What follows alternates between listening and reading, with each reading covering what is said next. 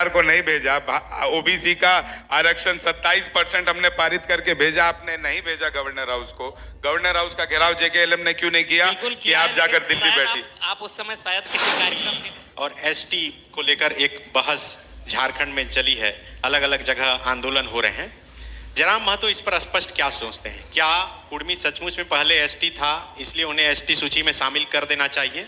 अगर करना चाहिए तो क्यों? उससे क्या फायदा होगा? क्या सिर्फ पॉलिटिकल पावर के लिए लड़ाई है?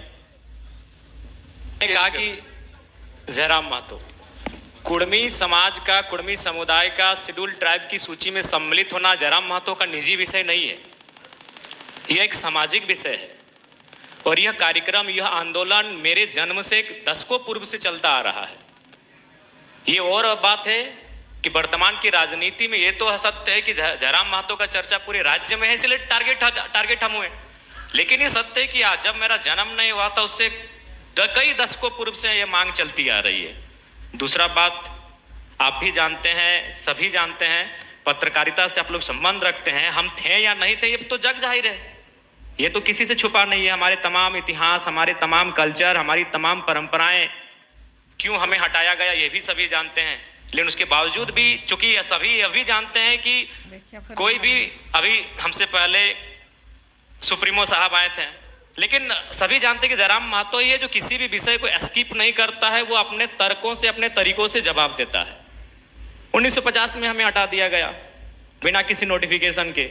1931 में हम थे या नहीं थे, पूछिए आप। अगर हम नहीं थे या फिर हमारा शेड्यूल ट्राइब की सूची से या शेड्यूल ट्राइब से संबंध नहीं था तो फिर देशमुख सोरेन झूठे हैं, तो क्या फिर बागुन सोमरे जी झूठे हैं, तो क्या हमारे पद्म श्री विजेता रामदयाल मुंडा सिंह जी झूठे हैं?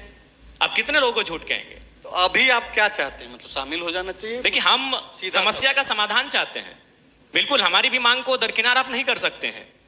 आज इस राज्य को जब बनाने की बारी आई थी, समस्या का समाधान क्या है जयराम जी? सीधा जोड़ देना चाहिए, शामिल कराना चाहिए, या फिर कोई वैकल्पिक कोई व्यवस्था? देखिए, भारत का संविधान सभी के लिए रास्ता तय करता है। भारत का संविधान, इस देश में रहने वाले जीव जंतुओं को भी संवैधानिक अधिकार है। आर्टिकल 48(1) अनुच्छेद 48 का वन्य जीवों को भी जीने का अधिकार देता है। तो हम तो एक बहुत बड़ी प्राचीन, हम इंसान हैं, हमें भी इस राज्य में, इस देश में संवैधानिक अधिकार है। तो भारत की संसद को, भारत के संविधान को तय करना है। मांगना किसी का अधिकार नहीं है।